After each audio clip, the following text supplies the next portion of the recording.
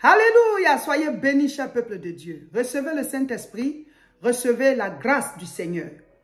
Cette vidéo, c'est pour vous donner toutes les informations par rapport à notre jeûne et prière qui commence ce lundi 8 mai. Du 8 au 28 mai, tous les jours de 6h à 18h, nous serons dans ce temps de jeûne et prière pour chercher la face du Seigneur dans la prière, dans la méditation de la parole de Dieu, les combats spirituels, les mini-veillées de prière, des rencontres personnelles avec le Seigneur. Nous commençons ce lundi 8 mai et nous allons jusqu'au dimanche 28 mai, jour de la Pentecôte. C'est un jeûne qui sera hautement spirituel. Chaque jeûne a sa particularité. Et ce jeûne-là, nous sentons par le Saint-Esprit qu'il sera hautement spirituel. Alors, les informations concernant ce jeûne. C'est du 8 mai au 28 mai. Du lundi 8 mai au dimanche 28 mai. C'est tous les jours de 6h à 18h. On ne saute pas de jour. Quand vous comptez du 8 au 28, ça fait 21 jours. Si tu sautes un jour, mais ça fait plus 21 jours. Hein? Il y en a qui demandent est-ce qu'on peut manger dimanche? Est-ce qu'on peut sauter les dimanches? Non, si tu sautes dimanche, mais ça va te faire 3 dimanches de moins. Donc, c'est plus 21 jours que tu fais. Hein? Voilà. Certains demandent comme dimanche, on va à l'église et puis à la Sainte Seine. Voilà. Le pain du Seigneur, le repas du Seigneur. Donc, c'est pour ça qu'on demande. Mais vous pouvez prendre le repas du Seigneur. Ça ne gâte pas votre jeûne. Hein? Vous pouvez prendre le repas du Seigneur. Donc, continuez le jeûne, même si c'est dimanche, parce que sinon, ça ne va plus faire 21 jours. C'est tous les jours de 6h à 18h. Certains ont des problèmes particuliers.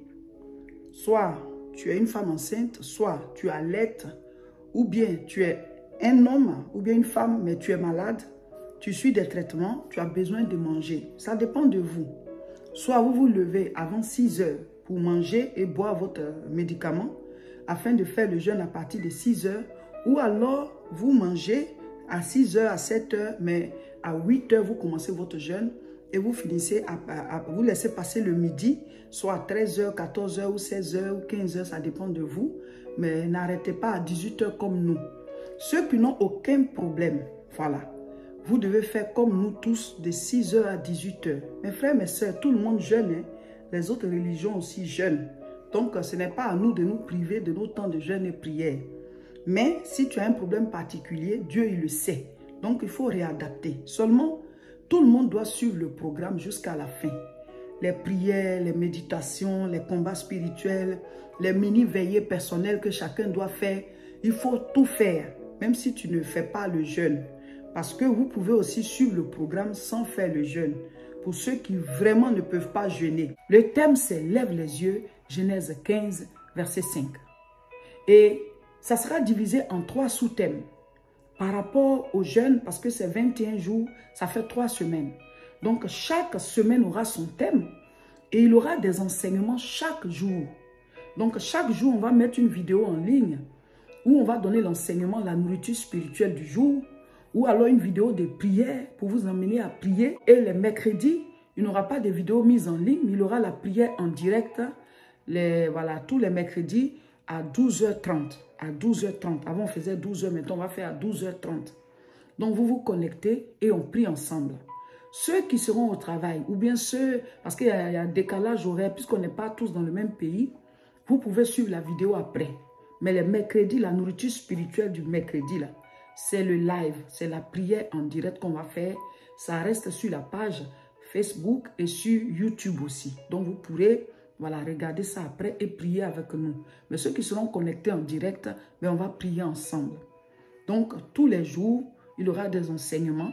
Et on va vous donner un programme de prière chaque dimanche. Le programme sera mis en ligne. Et chaque jour aura un sujet de prière. Chaque jour aura un passage biblique à méditer. Et les consignes de prière, tout ça seront données. Et les vendredis nuit, chacun de nous devra faire une mini-veillée personnelle, individuelle, d'1 heure du temps.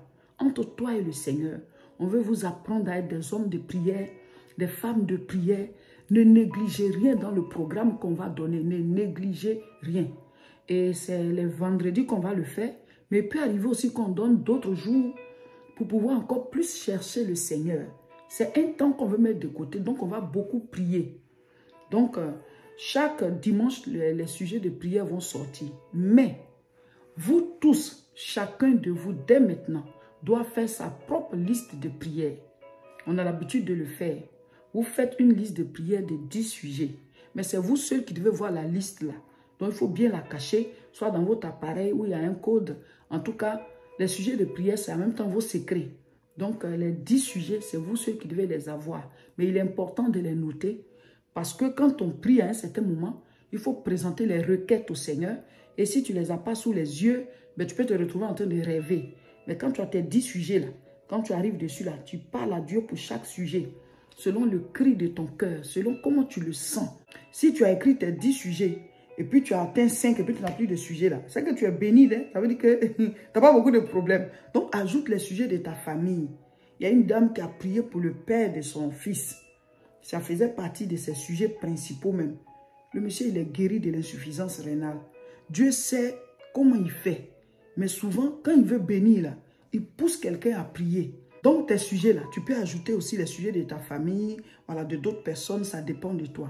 Mais 10 sujets principaux. Vous pouvez avoir plus de sujets, hein, mais les 10 sujets seulement, vous ne devez pas faire moins que ça. Voilà. Et chaque jour, quand il faut prier, on va vous donner la manière dont il faut prier, la formule de prière. On va expliquer ça après. Mais quand vous arrivez sur la partie des sujets, là, vous présentez les 10 sujets. Maintenant, comme nous, on va donner un sujet par jour, pour nous, là, ça fait 11e. Donc, vous priez pour les 11 sujets chaque jour. Et chacun de vous doit faire son programme de prière. Un jeûne de prière où on ne prie pas, c'est une grève de la faim. Ça veut dire que tu te prives juste de nourriture, tu es là, mais tu ne pries pas. Donc, en ce moment, c'est quoi? C'est comme ceux qui font la grève de la faim là, contre les politiciens. Nous, là, c'est pour chercher la face de Dieu. Donc, on se prive de nourriture et on prie. On se prive de nourriture et on prie. C'est un jeûne et prière. Pour pouvoir crier à Dieu, chasser les démons, combattre, libérer nos chemins, pour dégager plus de puissance. Donc, vous devez faire un programme de prière. Comme on n'est pas tous dans le même pays, on n'est pas tous sur le même continent, mais on ne peut pas dire à telle heure on prie, à telle heure on prie. Et on n'a pas les mêmes activités, on n'a pas le même travail. Donc, c'est à toi de faire ton programme. Pourquoi est-ce qu'on le fait? Parce que après le jeûne, tu peux aussi continuer sur le même programme. Donc, tu dois te discipliner. Jésus dit, allez faire de toutes les nations des disciples. Le disciple est discipliné. Tu crées une discipline, c'est-à-dire des lois, et tu marches en fonction de ça. C'est ça la discipline. Je dois prier tous les jours à telle heure. Je dois prier tous les jours à telle heure. Donc, ton programme de prière que tu vas faire là, tu fais un programme dans la journée, soit tôt le matin, un programme dans la nuit, un programme dans la journée et un temps de prière aussi dans la nuit. Donc, ton programme doit comporter 2 temps de prière. Au moins 45 minutes. Si vraiment tu es trop occupé, 30 minutes, mais pas moins de 30 minutes. Si vraiment tu as du temps, 1 heure de temps de prière, 1 heure de prière dans la journée, 1 heure de prière dans la nuit. Tu peux inclure la méditation dedans ou alors tu peux finir et tu médites après. Pour ce jeûne, nous lisons l'évangile de Luc. Luc, nous allons lire tout le chapitre. Alors, dès le lundi 8 mai, on lit l'évangile de Luc chapitre 1. Le lendemain, mardi 9 mai, Luc chapitre 2. Mercredi 10 mai, Luc chapitre 3. Le jeudi, Luc chapitre 4. Jusqu'à ce que le jeûne finisse, on sera à Luc chapitre 21. Mais Luc va jusqu'à chapitre 24. Donc le jeûne finit. Les 3 autres jours là, il faut terminer de lire l'évangile de Luc. Chaque jour, on mettra en ligne une vidéo d'enseignement ou bien une vidéo de prière. Vous venez au bas de la vidéo pour écrire en commentaire ce que vous avez compris dans votre lecture du jour ou alors le passage qui vous a touché. Le mercredi, on ne va pas mettre de vidéo en ligne, on va faire un live. Si tu n'es pas connecté, après tu viens prendre le live pour prier avec et écouter l'enseignement du jour, recevoir la nourriture spirituelle du jour pendant ton jeûne. Et ce jour-là, le mercredi, c'est au bas du live que vous mettez ce que vous avez compris dans la lecture du jour. On doit suivre comme ça toutes les étapes.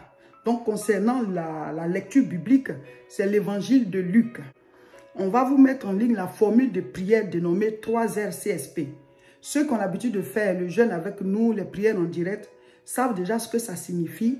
3R CSP. Le premier R, c'est les remerciements. Deuxième R, la repentance. Troisième R, ce sont les requêtes. La partie des requêtes, là, C'est là qu'on prie pour les 10 sujets. Après, les 3 R, on dit CS. CS, c'est combat spirituel. Et P, là, c'est proclamation. Donc, on va faire une vidéo pour vous donner la formule de prière. Et chaque fois, quand vous allez prier, vous allez la suivre. Ceux qui font les jeûnes avec nous d'habitude, ils le savent.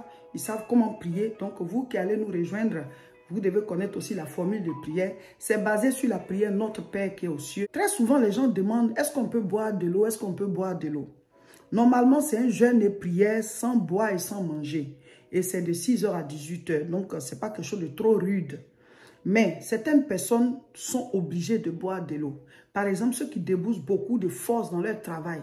Tu travailles quelque part où tu soulèves beaucoup de choses, mais tu fais beaucoup voilà, tu dégages beaucoup de force physique. Ben, à un certain moment, il faut que tu boives de l'eau. Donc, vous devez boire de l'eau. Mais pas au point de vous bourrer le ventre. Sinon, ce n'est plus un jeûne, hein? Mais il faut vous désaltérer. Ceux aussi qui parlent beaucoup dans leur travail, comme moi, tu parles beaucoup dans ton travail. Peut-être tu es enseignant, peut-être tu es prédicateur, peut-être tu es chanteur, ou alors, je ne sais pas, en tout cas quelque chose, ou même journaliste, où vraiment tu as besoin de beaucoup parler, ou bien même tu gères une équipe, toi tu parles. Donc tu as besoin, voilà, de boire de l'eau. Mais comme je le dis, ne vous bourrez pas le ventre, parce que sinon, vous n'êtes plus en jeûne, mais vous avez besoin de vous désaltérer. Prenez de l'eau. Alléluia. Maintenant, ceux pour qui le jeûne aussi est très, très, très, très fort, vous pouvez boire un peu d'eau. Mais sachez que le Seigneur n'est pas là comme une punition. Ah, tu as bu de l'eau. Ah, c'est sinon, c'est nous-mêmes qui voulons le faire. Donc, si tu n'as aucun problème, ben, ne bois pas, ne mange pas. C'est que de 6h à 18h, les gens, ils le font dans d'autres religions. Donc, il n'y a pas de problème. Par le Saint-Esprit, on peut le faire. Alléluia. Il y en a qui demandent aussi que est-ce qu'on peut manger un peu de bonbons mentholés, un peu de chewing-gum. Bon, normalement, ces questions, on ne doit même pas les poser. Si tu manges un peu de bonbons mentholés, un peu de chewing-gum, il n'y a pas de problème.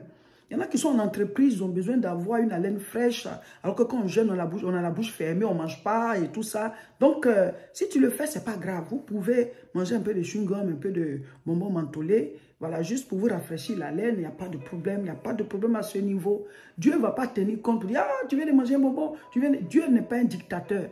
Il y a aussi la question des menstrues. Est-ce que pendant le jeûne, si j'ai mes menstrues, je peux faire le jeûne? Ben oui, ça ne dérange pas. Qu'est-ce que Dieu n'a jamais vu? Qu'est-ce que Dieu ne connaît pas? Qu'est-ce que Dieu ne sait pas? C'est lui qui a créé tout ça, non? Voilà, même bébé dans le ventre qui a encore le sang, là, Dieu y voit. Donc, on lui cache quoi? C'était avant que le Seigneur considérait ça comme de l'impureté, au temps de la loi. Mais si tu veux appliquer ça, là, c'est que tu dois appliquer le reste de la loi aussi. Parce que dans la loi, là, on n'applique pas un pour laisser les autres. Si tu décides d'appliquer la loi, tu appliques tout. Eux, ils immolaient leurs animaux pour pouvoir avoir leur salut. Ils pardonnaient leurs péchés avec les animaux égorgés. Mais aujourd'hui, là, ce n'est plus ça parce que Christ est mort. L'agneau immolé pour l'humanité a été, voilà, il a été immolé à Golgotha, Christ. Donc, on n'a plus de sang à verser. Donc, on ne peut pas respecter une partie de la loi et puis laisser le reste. C'est au temps de la loi où il n'y avait pas encore la grâce que le Seigneur considérait les menstrues comme l'impureté. Donc, si tu dis qu'aujourd'hui, à cause des menstrues, tu n'as pas fait ton jeûne et que c'est impur, c'est qu'il faut aller appliquer le reste de la loi aussi. On ne peut pas prendre un bout de la loi et laisser le reste. Aujourd'hui, on est sous la grâce. Quand Jésus est mort là, dans le temple, le voile est déchiré. Tout le monde vient. Tu viens tel que tu es. Voilà. Donc, ça ne dérange pas. On peut faire nos jeûnes malgré les menstrues. Amen. Certains ont l'habitude de demander, est-ce que je peux me lever très tôt pour manger avant qu'il ne soit 6 heures? Ben oui, ça dépend de vous. Certains se lèvent très tôt, ils boivent du jus. D'autres, ils mangent de la compote. Et d'autres aussi, ils se lèvent le matin. Ils sont juste en jeûne, ils ne mangent pas avant de commencer.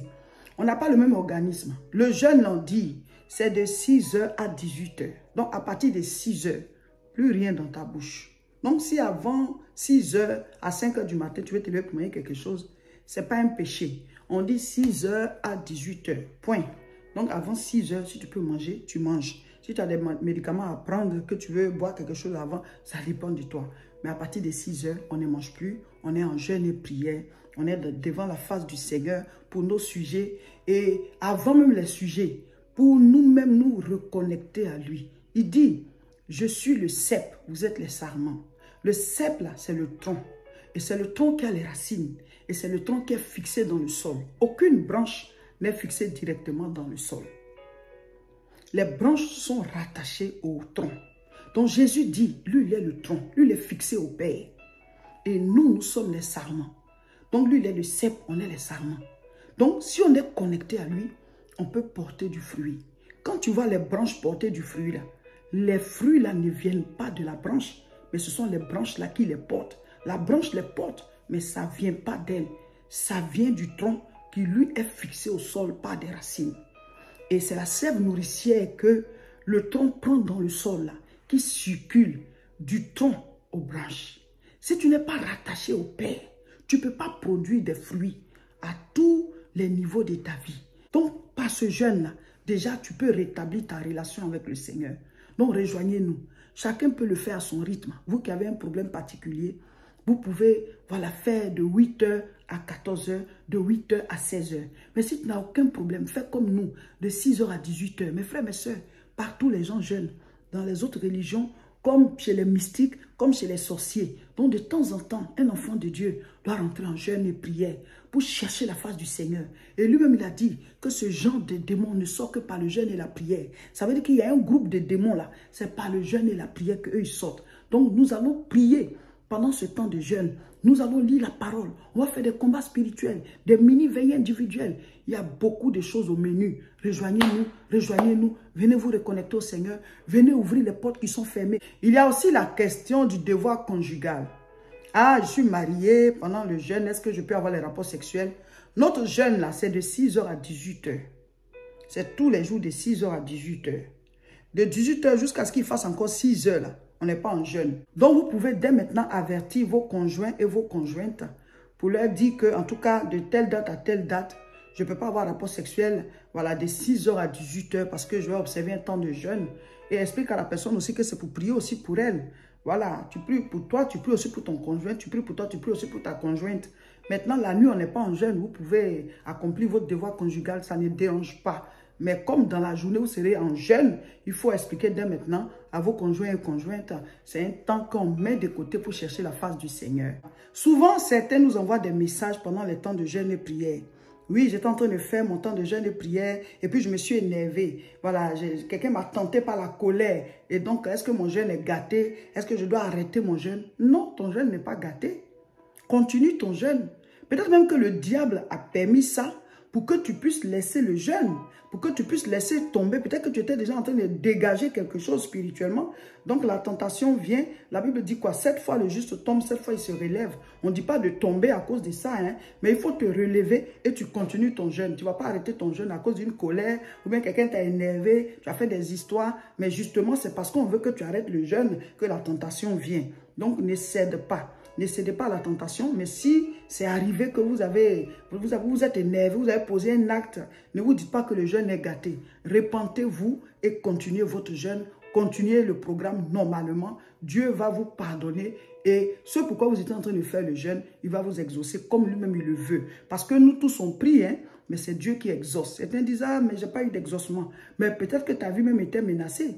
Mais Dieu t'a protégé. Tu ne sais pas de quoi tu t'es délivré dans ce jeûne. Et comme je le dis là, le fait même de se reconnecter encore plus au Seigneur, c'est déjà un exaucement. C'est Dieu qu'il nous faut dans nos vies. Mais souvent, on est loin de lui, on ne prie pas suffisamment. Mais les temps de jeûne, ça nous reconnecte à lui. Donc, c'est très bon. Alléluia. Soyez prêts, on commence le lundi 8.